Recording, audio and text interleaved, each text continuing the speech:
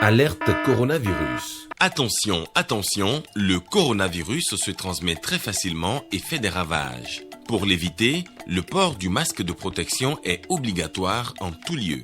Dans l'administration publique ou privée, dans les réunions, les rencontres, dans les marchés, les magasins, les boutiques et lors des déplacements, le port du masque est obligatoire. Même dans les lieux privés, dès lors que l'on n'est pas seul, le masque doit être le fidèle compagnon.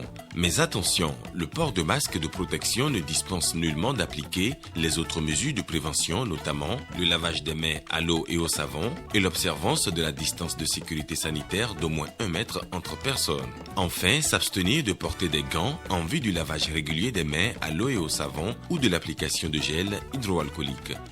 Pour tout savoir sur l'épidémie du coronavirus au Bénin, rendez-vous sur le site web www.gouv.bj/coronavirus. Ceci est un message du gouvernement de la République du Bénin.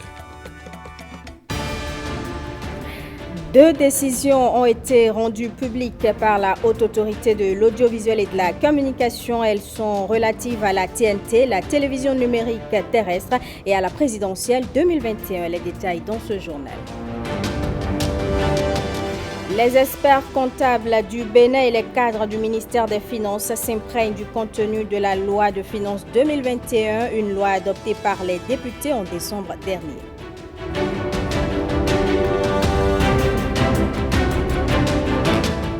Et puis, l'eau potable est désormais disponible à Kissamé, un arrondissement de la commune d'Aplahoué, et ce grâce au programme national d'approvisionnement en eau potable.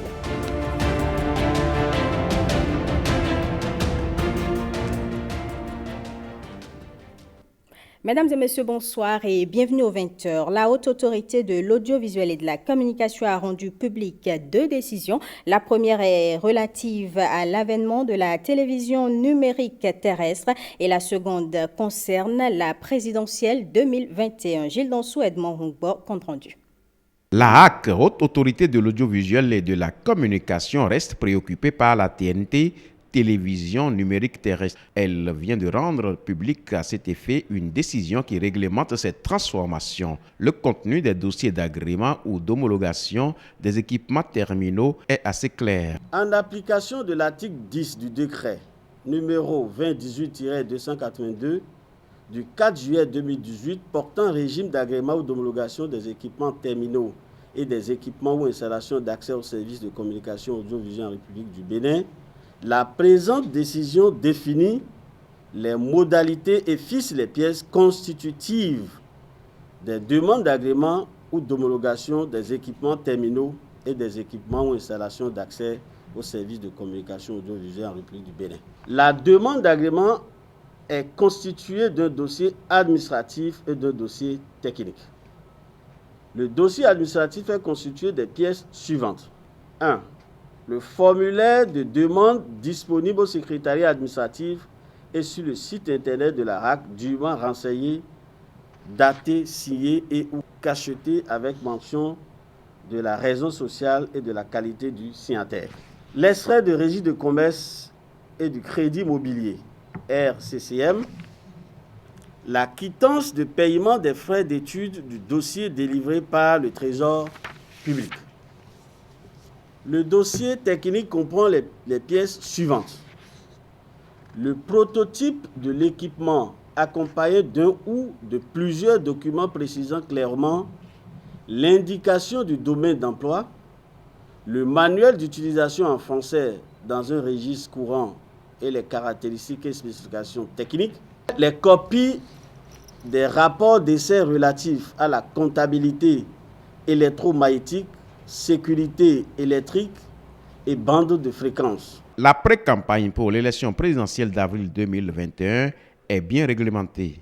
Les médias publics et privés doivent notamment en cette période privilégier la couverture des activités d'information électorale des institutions de la République et ministères intervenant dans l'organisation de l'élection présidentielle en 2021.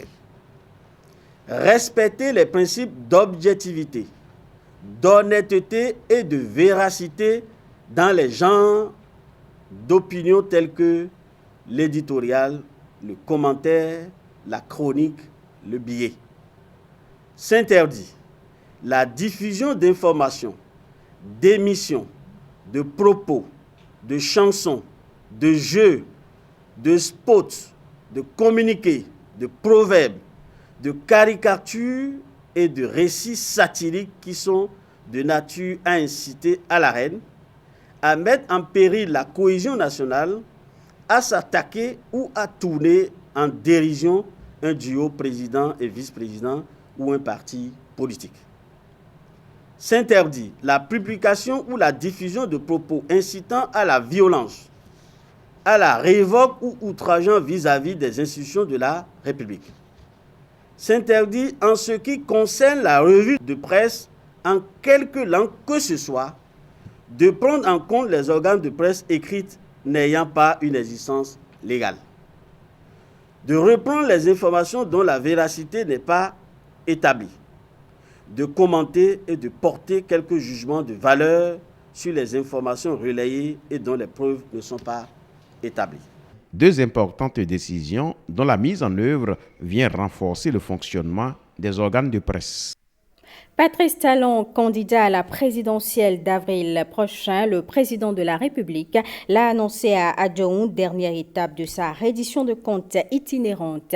Qu'est-ce qui a pu lui faire changer d'avis, lui qui tenait à un seul mandat? Élément de réponse dans cette analyse proposée par Osias Sonovo. Délivrance de 4 ans de torture morale pour les pro-Talon depuis cette fameuse formule lâchée après avoir échoué à obtenir le mandat unique. Vous avez fait du mandat unique une promesse personnelle. Vous y tenez encore, Monsieur le Président de la République?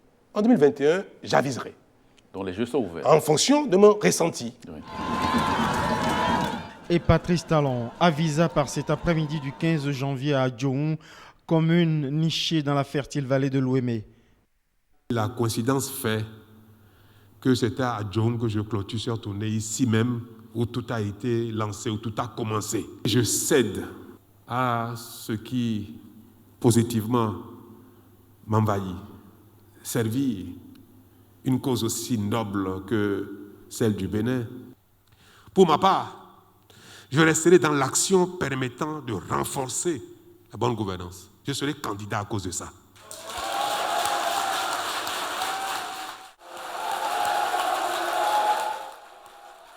Une déclaration qui a aussitôt enflammé d'euphorie des talonphiles qui languissaient, désespéraient de voir leur héros tourner le talon à l'odyssée de 5 ans de prouesse. Bilan dont lui-même s'enorgueillit au premier chef avant que les opposants ne lui enlèvent toute grâce. Cela me donne de la fierté. Loin d'un effet d'annonce, Patrice Talon a choisi le cadre chaleureux d'un contact citoyen pour son annonce. La réaction de l'opposition la plus farouche est immédiate. Le président du parti Les Démocrates accuse le chef de l'État de faire une campagne précoce. Dans une tribune publiée sur le site d'information Africaro, le président de la République a attendu quant à lui la fin de l'exercice officiel avant que le candidat Talon ne se révèle. La reddition de comptes étant un exercice régalien et impératif au registre de la bonne gouvernance. Plus incisive encore, l'opposition lui reproche la violation de sa promesse de mandat unique. Mais il est frappant de voir combien Patrice Talon a toujours une longueur d'avance. 4 ans plus tôt, déjà, le président de la République imposait aux objecteurs de conscience la légalité constitutionnelle qui lui avait été aussi imposée. C'est vrai, je suis triste de ce que nous n'avons pas pu examiner ce projet de révision. C'était un blocage politique. Vous considérez que le mandat unique, c'est fini, là? Vous n'êtes plus dans cette dynamique, Monsieur le Président de la République. Mais le mandat unique, c'est fini, bien évidemment. Le mandat unique, pour moi, est un idéal. Je pense que ça aurait amélioré la gouvernance. Je l'ai espéré pour mon pays, ce n'est pas passé. Et je n'ai pas la prétention, moi, de dire que mon idéal doit s'imposer. Mais je m'incline devant les règles de mon pays. Le mandat renouvelable, si c'est ce qui va rester, il reste valable pour les autres, y compris pour moi-même, avant la fin de mon mandat. Oui. Et dans quelques mois, dans 1 an, dans 2 ans, nous aurons le plaisir de faire le bilan des choses. Patrice Talon n'a pas d'aversion pour la fonction.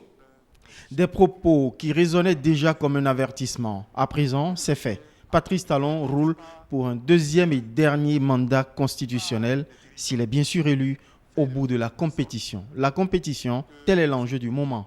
Une frange de l'opposition en boude les conditions, même si le chef de l'État a quand même tendu la perche des parrainages. Mieux, il a promis et répété à l'envi qu'elle sera une fête. Plus que quelques semaines encore pour nous en convaincre. Les émeraudes de la diaspora, fiers de la candidature de Patrice Talon à la présidentielle, les membres du Creuset s'engagent à accompagner le mouvement, même au-delà des frontières du Bénin, pour la réélection du chef de l'État. Écoutons à ce sujet leur porte-parole au micro de Jérôme Mungwa. Nous, émeraudes de la diaspora béninoise des USA, Canada, et maintenant émeraudes de la diaspora béninoise tout court, puisque notre mouvement dépasse désormais les frontières du continent américain, sommes contents et avons pris acte de la déclaration de candidature du président Talon. Vous savez, nous avions le pressentiment que le chef de l'État allait nous surprendre à la fin de cette phase finale de sa tournée. Il faudra souligner en passant que c'est la première fois dans l'histoire du Bénin qu'un président a fait le tour des 77 communes en parcourant au total 9 801 km, et ceci par voie terrestre. Nous le remercions d'avoir mis la fin au long suspense qui a trop duré à notre entendement. Cependant, nous comprenons la manière la plus simple et la plus spéciale avec laquelle le chef de l'État fait ces choses. Nous sommes depuis fort longtemps prêts à l'accompagner et à lui faire campagne pendant les périodes officiellement établies par la Sénat. Nous avons mis d'ailleurs de toutes les manières nos structures en place à cet effet. Pour dire maintenant un mot sur la deuxième phase de la tournée nationale, nous dirons exactement ce que nous avions dit sur la première phase lors des différentes faveurs d'accueil réservées au président. Nous allons pour finir souhaiter la paix et la prospérité à notre pays pour cette nouvelle année 2021. Le programme d'action du gouvernement exposé en images à Commet à travers cette initiative, Haddad Mega Group, veut informer les populations des réalisations à l'actif du gouvernement. Tonyon Doudedi Fatina.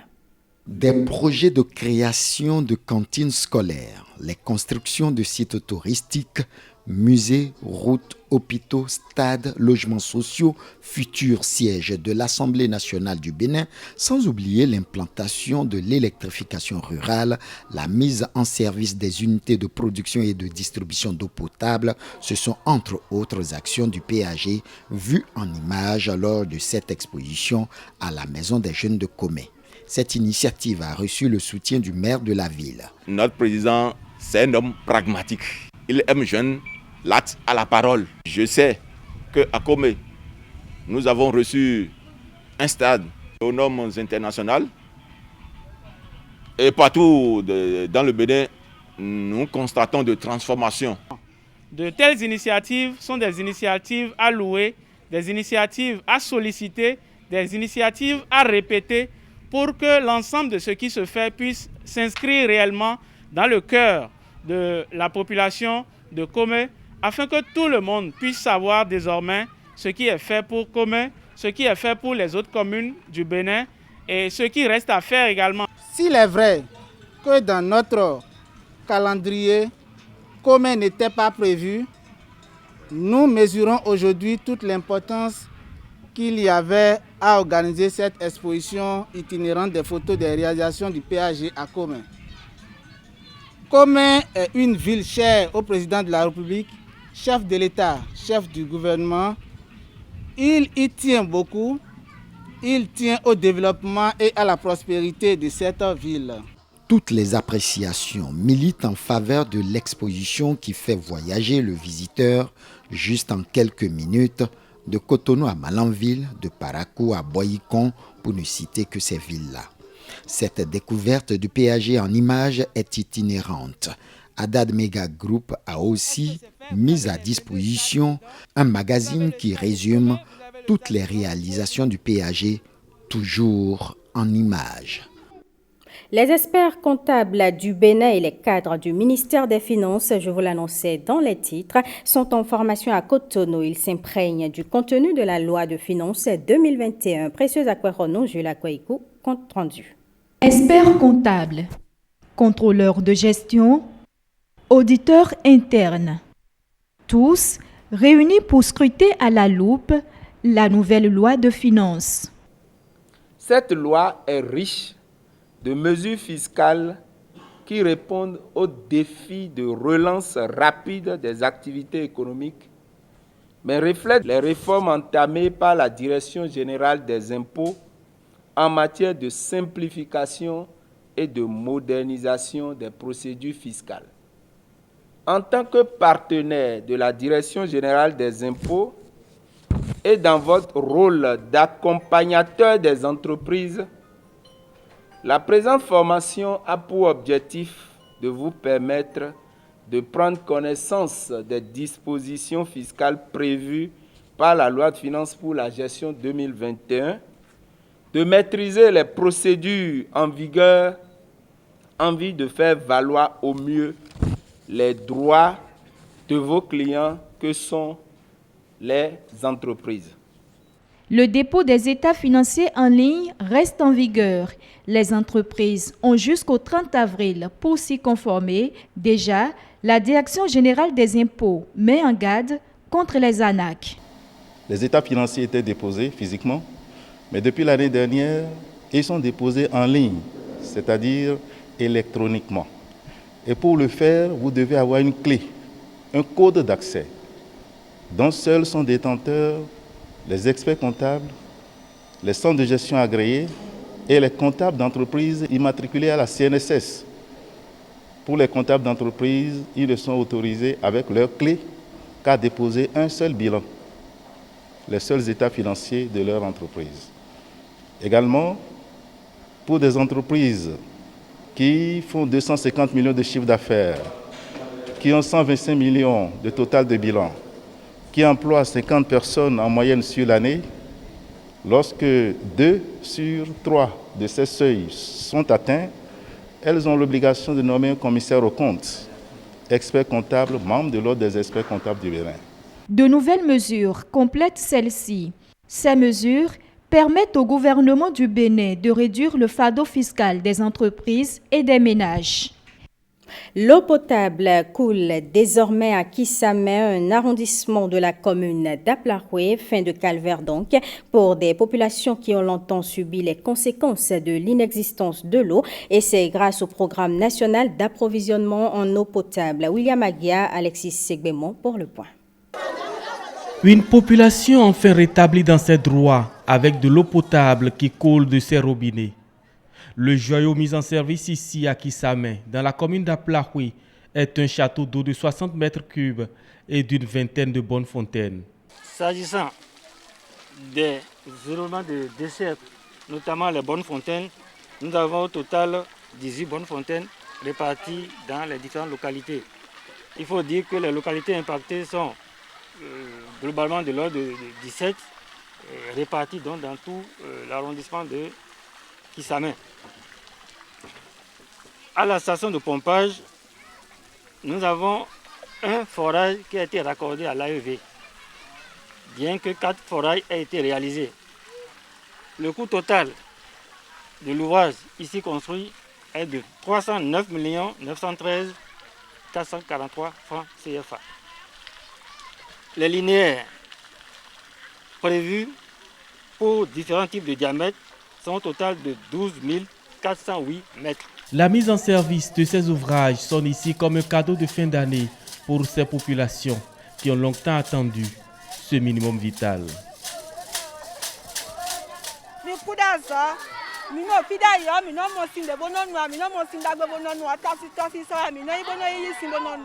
On vous remercie pour ce geste. Avant, c'est à la rivière qu'on allait s'approvisionner.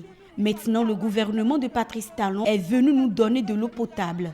Nous sommes très contents et on le remercie. Avant, pour trouver l'eau, il fallait parcourir des kilomètres. C'est de la souffrance. Mais avec la mise en service de ces ouvrages, nous sommes soulagés. Aujourd'hui, nous sommes à Kissamé, une localité, un arrondissement de Aplafé, où nous mettons en service, nous réceptionnons provisoirement, mais permettons aussi aux populations d'accéder à l'eau potable en même temps, au niveau de 17 points d'eau. Donc aujourd'hui, c'est toutes les 17 localités de cet arrondissement qui ont accès à l'eau potable, aujourd'hui et pour toujours, et le service ne s'arrêtera plus. Nous permettons de procéder à la réception provisoire. Et les travaux sont de qualité et la desserte, les points d'alimentation en eau potable aussi, sont tous fonctionnels, permettant aux populations d'avoir accès à de l'eau. Et ça, nous on s'en réjouit parce que c'est la finalité, reculer les frontières de la pauvreté qui nous marque en accédant par l'eau potable. Et aujourd'hui, nos populations ont accès à cette denrée rare et nous allons poursuivre cet effort pour qu'à très court terme, toutes les populations pour lesquelles nos projets ont été déjà développés puissent accéder à l'eau potable, mais surtout de l'eau de qualité à coût réduit. Kissamé, comme 23 autres localités du Bénin, abrite ces adductions d'eau villageoise. Un projet conduit par l'Agence nationale d'approvisionnement en eau potable en milieu rural. Le coût global du projet est de 13 milliards de francs CFA et vise à desservir environ 200 000 nouvelles personnes. Un pas de plus vers l'accès universel à l'eau potable au Bénin. Du 6 au 11 janvier 2021, une délégation conduite par le ministre de l'Économie et des Finances était à Washington dans le cadre d'un marketing pour l'émission d'un eurobond sur le marché international. À l'issue des différentes rencontres tenues, le Bénin a obtenu la confiance des investisseurs internationaux. Quelle analyse faire de cette performance du Bénin? Le journaliste Casimir Pedjo, spécialiste des questions d'économie et de finances, se prête à l'exercice. Il est au micro de Ricardo Loïc Pécou et de Bruno Rotepo. Les informations sont bonnes. Effectivement, le Bénin a pu obtenir donc, cette cagnotte financière pour la mobilisation donc, des ressources pour le budget exercice 2021. Et pourquoi pas pour les années à venir, parce que cette cagnotte s'étend jusqu'en 2052. Donc c'est véritablement une mobilisation donc, de ressources. Alors oui, le Bénin a obtenu de ses partenaires 656 milliards de francs CFA pour pouvoir donc poursuivre les efforts de développement, de modernisation de ces infrastructures et aussi donc de vie au niveau du pays. L'inclusion économique, oui, c'est ce qui a également motivé les dirigeants à aller chercher cette cagnotte financière. Et donc oui, le Bénin l'a eu. C'est une fierté nationale, mais au-delà, c'est une fierté continentale parce que le Bénin vient ainsi de donner le ton. Déjà, étant le premier pays, en début d'année, le 6 janvier, à aller sur ce marché, c'est le premier pays, et à avoir donc mobilisé une telle cagnotte. Et donc, c'est des montants véritablement qui nous permettront d'ici à là de pouvoir nous afficher comme pays étant engagés sur le chemin du développement. Et d'ailleurs, 2021, c'est l'année de renaissance de l'économie mondiale. Vous en savez quelque chose après le coronavirus. Et donc, tous les pays cherchent aujourd'hui le moyen par lequel il faut véritablement faire décoller leurs économies. Il faut quand même reconnaître que c'est le programme d'action du gouvernement, le programme de développement donc, national qui a été ainsi évalué par les partenaires techniques et financiers. C'est donc l'action engagée donc, par nos dirigeants qui ont reçu le OK de ces partenaires techniques et financiers qui, ne connaissant même pas le pays, ont accepté sortir leur portefeuille, ont quand même accepté faire confiance pour les 30 prochaines années à un pays comme le Bénin. Je crois que c'est à leur actif, il faut le dire. C'est à notre actif, nous, peuple béninois, mais c'est aussi à leur actif. C'est à l'actif de toute la société civile qui aussi a joué le rôle de veille citoyenne ces 10 dernières années pour véritablement donner au Bénin,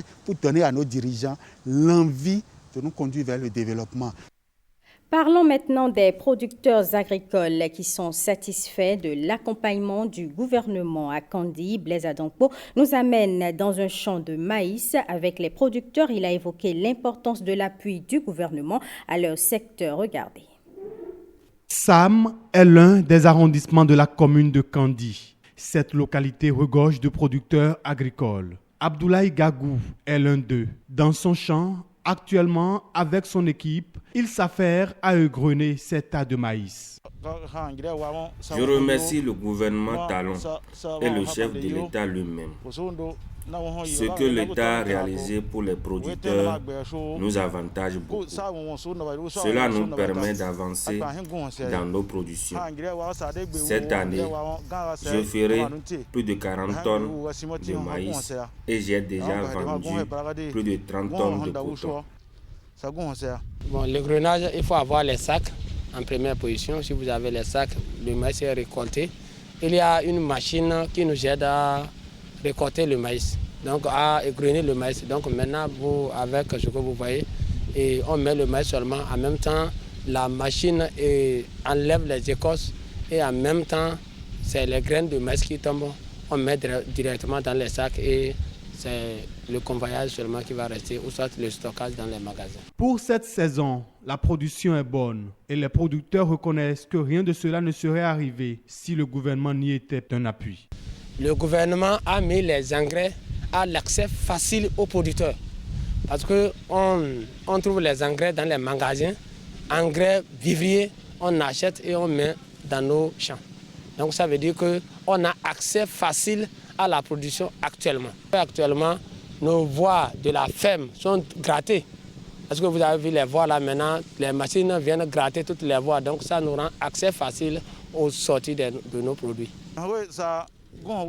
Ma production, je crois que l'année prochaine, je vais m'atteler à l'augmenter par rapport à la saison dernière.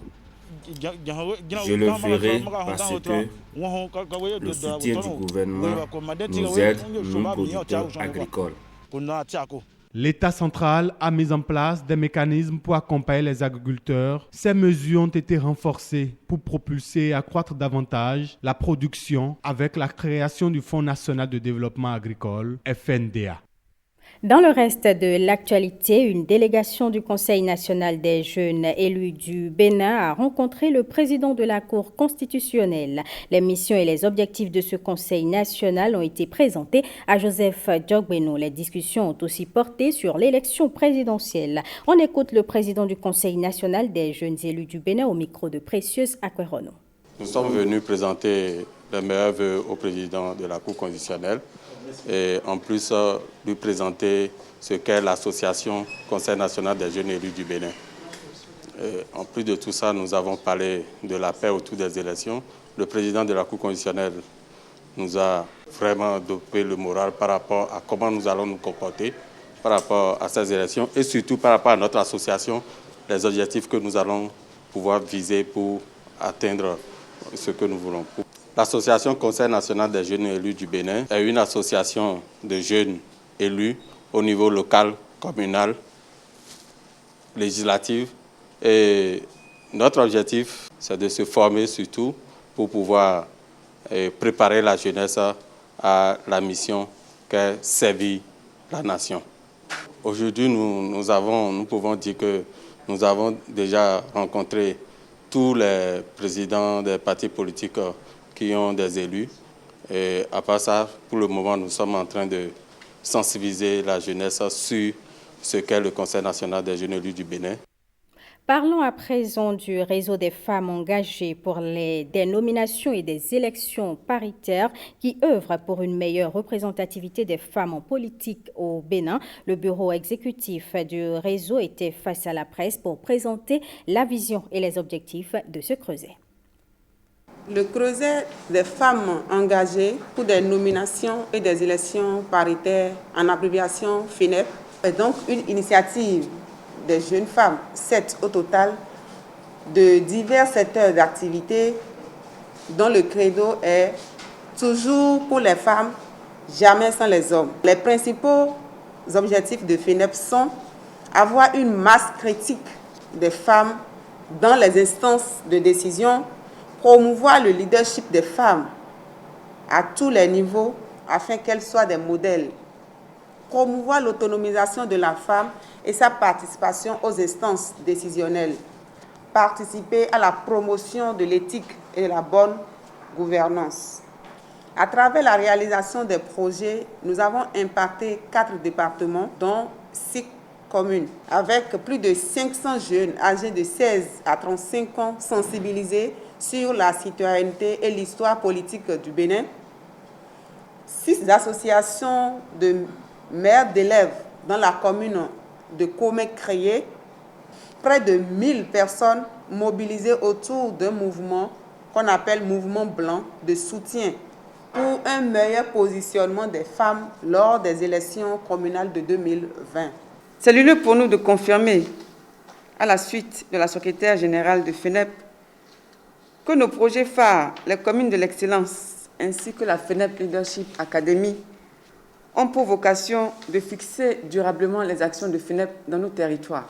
Les objectifs du développement durable des Nations Unies, numéros 5 et 17, visent à établir une égalité entre les sexes et établir des partenariats et coopérations en vue de l'atteinte des 10 objectifs.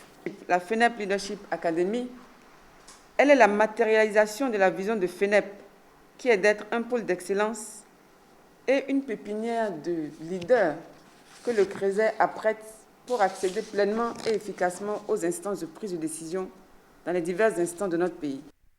La sécurisation des frontières et le contrôle des flux migratoires au cœur d'un atelier de formation à Cotonou, c'est une initiative de l'Organisation internationale pour les migrations. Gilles Donsou, Wenceslas Aroyement. La question liée à la gestion des frontières est au cœur de cet atelier.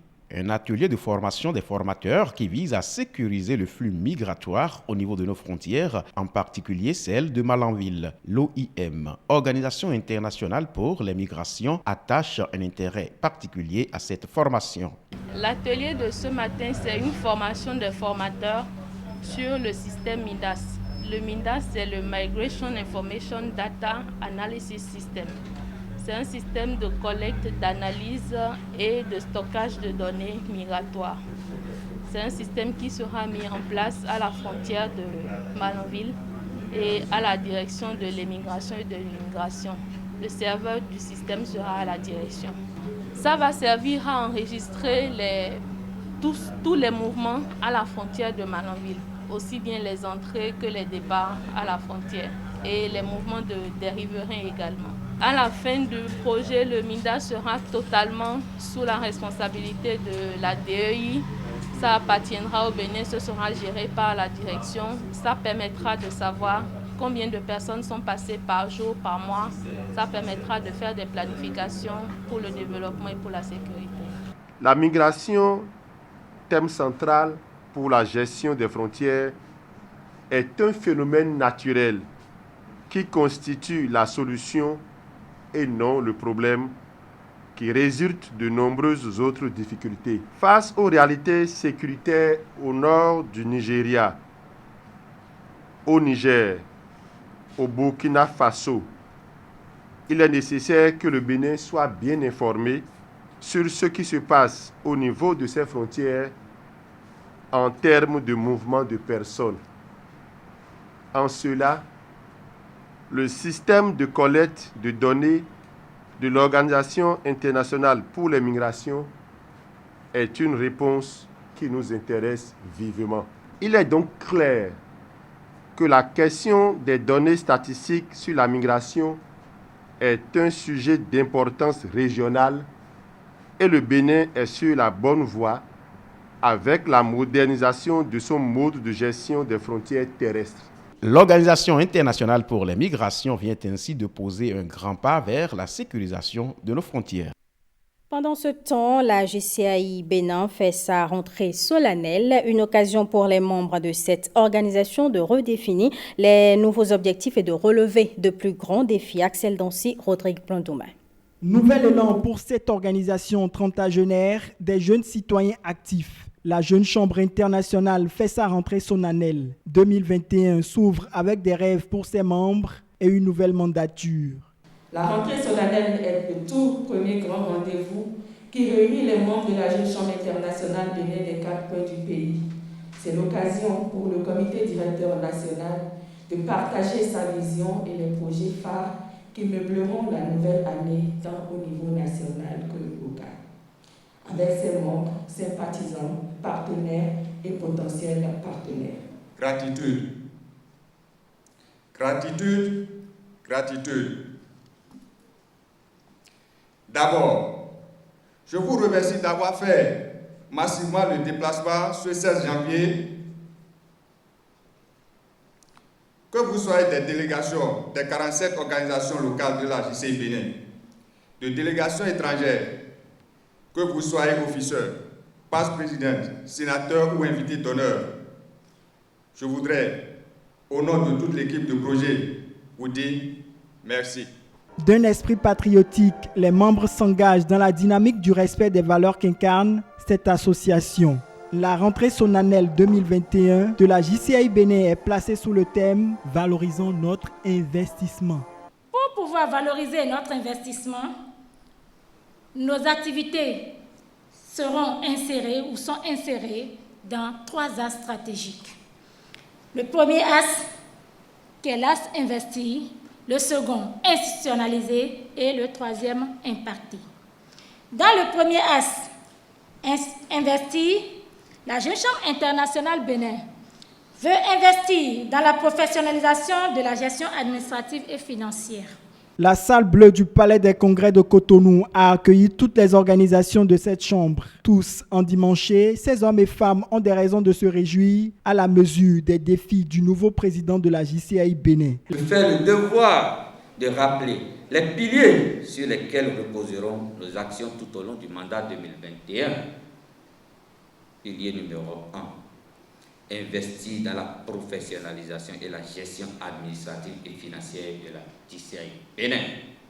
Le parrain trouve toute sa motivation, c'est ce que je voulais dire, et son engagement à vous accompagner pour que, par un travail d'ensemble, les investissements faits depuis plus de 30 ans soient valorisés, mais également que les grands investissements et actions sociales en cours dans notre pays soient mis en exergue. Chers amis de JCI Bénin, je formule ici mon engagement à être à vos côtés toutes les fois que besoin sera. Pour cette année donc 2021, nous sommes partenaires pour valoriser notre investissement. La JCI Bénin compte 47 organisations locales réparties en 14 régions. Le père fondateur de cette organisation est Feu Emmanuel Guidibi. La France appuie de nouveau le plan national de riposte contre le coronavirus. Elle a mis à la disposition du Bénin un lot de matériel roulant et d'équipements. Jean-Claude James et Wenceslas Sarouin-Inmont nous en disent plus. Ce deuxième lot d'équipements est composé de 34 000 tests PCR, de 44 000 kits de prélèvement et de 9 matériels roulants, à savoir 5 ambulances pour le département des collines, 2 véhicules pour l'agence de transfusion sanguine ATDS du Borgou Alibori et 2 pour l'ATDS des collines. Je voulais insister sur un fait, c'est que ce partenariat en matière de santé entre la France et le Bénin, il n'est pas à sens unique. Et c'est pour moi l'occasion de vous remercier vivement pour tout ce que vous avez fait pour nous ces dernières semaines. Nous avons une communauté française ici au Bénin de plus de 3000 sujets, si j'ose dire. Et bien sûr, nous sommes, comme toute la population, parfois touchés par l'épidémie. Nous l'avons été à l'ambassade. Il y a aussi parfois des cas au lycée. Et moi, je voulais saluer ce matin la réactivité et l'excellent état d'esprit dans lequel nous travaillons ensemble pour prévenir, pour faire des tests. Et c'est l'occasion pour moi vraiment de vous remercier chaleureusement. La deuxième raison pour laquelle je suis heureux, c'est que cette cérémonie, elle illustre aussi un partenariat qui n'est pas seulement bénino-français ou franco-béninois, mais c'est aussi le partenariat entre le Bénin et l'équipe d'Europe. Plus de 460 millions de francs CFA, c'est le montant déboursé par l'Agence française de développement pour l'achat de ces matériels à travers le projet Équité mis en œuvre par l'agence de coopération belge Enabel. Nous avons notamment apprécié que l'Agence française de développement ait accepté d'apporter cette réponse rapide, j'insiste vraiment rapide, au plan de riposte du Bénin à travers une adaptation du projet Équité, dont une part a été réorientée à la lutte contre les effets de la COVID-19 au Bénin. L'Agence française de développement a également renforcé ce soutien par un financement complémentaire de 2 millions d'euros, portant ainsi sa contribution au plan de riposte sanitaire contre la COVID-19 à 3 millions d'euros, soit 2 milliards de francs CFA. Monsieur l'ambassadeur, cette cérémonie m'offre une fois encore l'occasion de saluer votre engagement tangible aux côtés du ministère de la Santé et surtout du gouvernement du Bénin face à cette pandémie de la COVID-19. Je voudrais exprimer également la reconnaissance du gouvernement du Bénin à Enabel et à son partenaire stratégique qu'est l'Agence française de développement, ainsi qu'à l'équipe du projet Équité pour les efforts fournis afin d'aider le pays à limiter les flambées épidémiques. Avec ce nouveau don, la France contribue ainsi à l'amélioration des mesures de lutte contre la COVID-19, mais surtout au renforcement du système de santé du Bénin. Le ministère du Tourisme, de la Culture et des Arts a procédé hier à une revue de son plan annuel de travail 2020, suivi du lancement du plan de travail annuel gestion 2021. Je vous propose d'écouter à ce sujet le ministre Jean-Michel Abimbola au micro de Fifame Salomé Atadeji et de Igor Ayoson. Au 31 décembre 2020, le taux d'exécution physique du MTCA, ministère du Tourisme, de la Culture et des Arts, est de 77,76%. Par programme, ce taux se décompose comme suit. Programme culture, 71,72%. Programme tourisme, 78,15%. Programme pilotage, 95,47%. Ceci contre un taux d'exécution financière de 88,62% base engagement et de 85,59% base ordonnancement. Hors ressources extérieures, ce taux est de 142,42% base engagement et de 136,26% base ordonnancement. Ces taux un peu plus soviétiques, enregistrés qui dépassent la barre des 100%, s'expliquent par l'autorisation d'engagement en dépassement de crédit d'un montant de 7,5 milliards de francs CFA au cours de l'exercice 2020 au profit du financement des projets de l'ANPT. Mais en tout état de cause, quand nous creusons le taux de 88,62% base engagement et de 85,59% base ordonnancement, malgré le contexte particulier, le contexte sanitaire, je pense que globalement, nous avons atteint les objectifs que nous étions fixés d'arriver à un taux, à un seuil minimum de 80%. Loin de me satisfaire de ces performances, je me dois de reconnaître les efforts fournis et les sacrifices consentis par chacun pour l'atteinte de ces résultats. Pour l'atteinte, bien évidemment, de ces résultats. Lorsqu'on sait le contexte sanitaire spécial qui a marqué l'exécution de notre PTA, je voudrais alors vous inviter tous, autant que vous êtes, à faire preuve de plus de détermination et d'abnégation, à mieux faire lors de l'exercice qui s'annonce.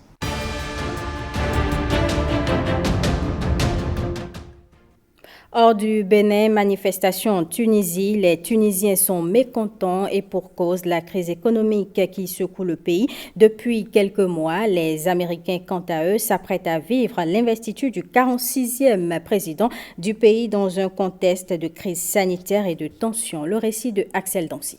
Les violences nocturnes s'intensifient depuis plusieurs jours entre policiers et des jeunes des différentes villes tunisiennes. La police a procédé à de nombreuses arrestations, des manifestations qui ont fait réagir le président tunisien. À Ariana, une petite ville de Tunis, le président s'est entretenu avec des jeunes, tentant de leur faire entendre raison.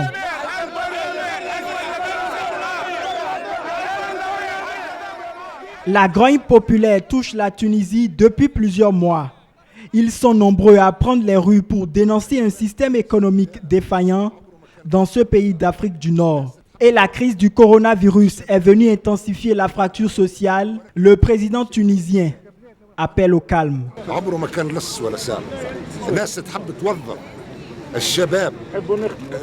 Gardez votre calme, nous traverserons bientôt cette crise. Je tiens beaucoup aux fils et aux filles de la Tunisie.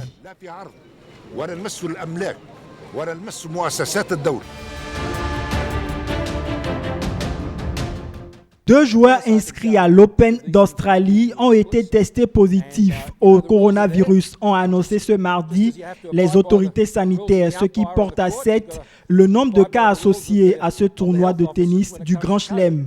Le ministre de la Santé de l'État de Victoria a précisé que ces 2 joueurs et une femme sont mis en quarantaine. Nous tenons beaucoup à ce Grand Chelem, mais d'abord, le rétablissement de nos joueurs.